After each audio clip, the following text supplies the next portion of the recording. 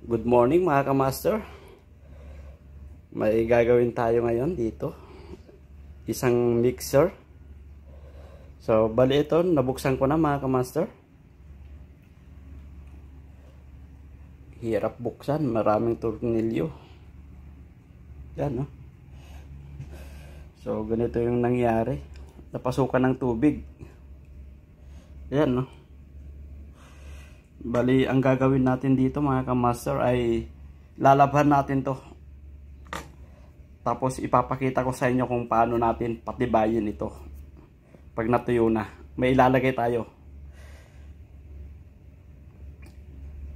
So, dito lang muna tayo mga kamaster. Kakat natin yung video. Yung tambar lang, bubutak na yan, oh. Oh, kita mo. So, ito na siya mga kamaster. Lakasan muna natin yung pressure ng tubig. Para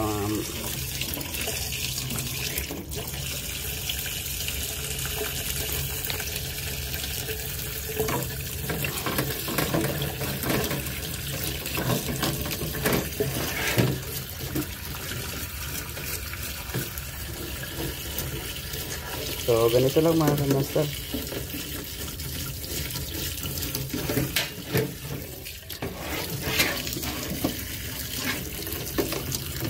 Kailangan pag natapos natin to malabhan ay patutuyuin natin ng maayos para hindi mag-grounded. Tapos lagyan natin ng insulation.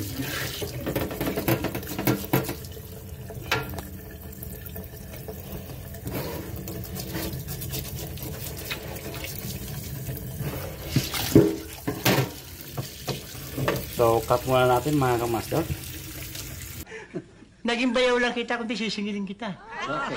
Ba, pambira makakita ng ganyan. Nakita mo. One more time, baby. Wow, smooth na smooth ang takbo.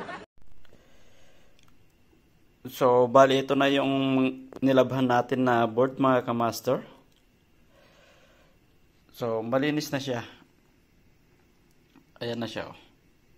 At saka napatuyo ko ng maayos.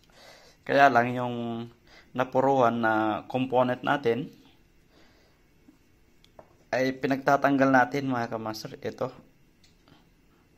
Talagang papalitan na natin to. Kasi makinalawang yung mga paa niya. So ayan, bali lilinisin lang natin to. Tsaka papalitan natin to. So, cut muna natin mga kamaster. So, ito na mga kamaster. Ginamitan na natin ng blower para mabilis matuyo. Pang malakasan na to.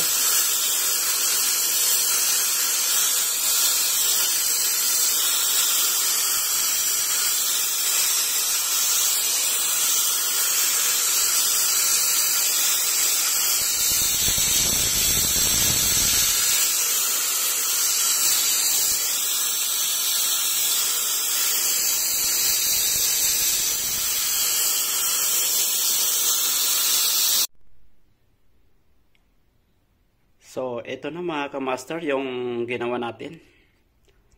Malinis na siya at naibalik na natin lahat ng mga component. So, ito siya. Malinis na siya. Binalik natin sa original na position yung mga ating component na tinanggal. Yan, napakalinis na. Wala nang bahid na kalawang.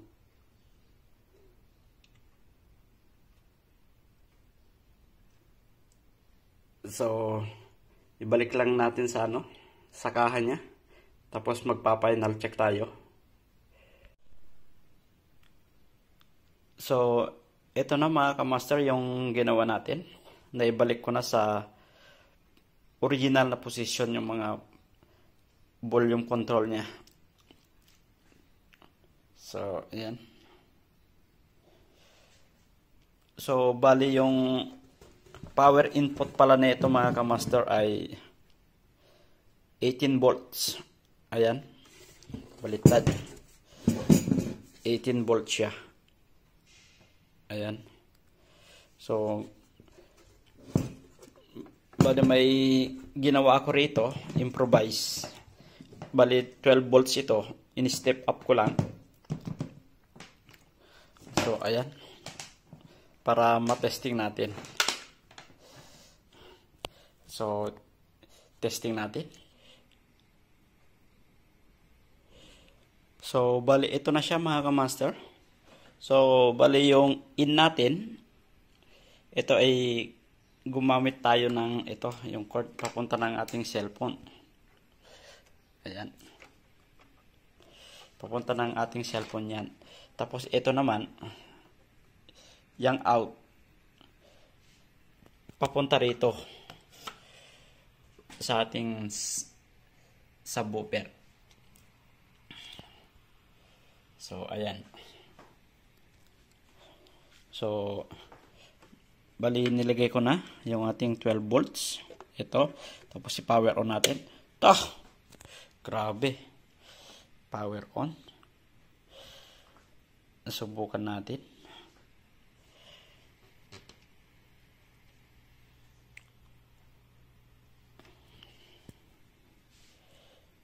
So, ayan. Naka-on na siya.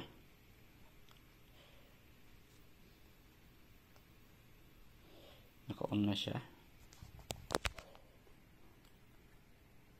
Tapos, yung ating phantom, i-on natin yan. Tapos, piitin natin to.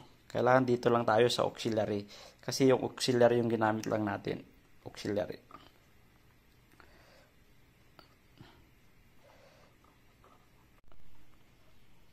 So, testing lang natin ng seconds lang mga kamaster. Kasi baka makapira tayo sa music natin.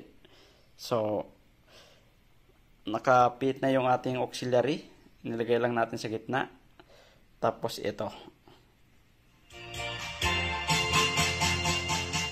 Ayun mga kamaster, gumagana na yung ating napulot na mixer. Pulot lang natin to. Pero may halaga. So, yun lang mga kamaster. Kung bago ka pa lang sa aking channel, huwag kalimutang mag-subscribe at hit the bell button para ma-update ka sa aking mga susunod pang mga video. So, ganun lang mga kamaster ang pag may napulot kayong dalhin nyo sa akin, lalabhan natin.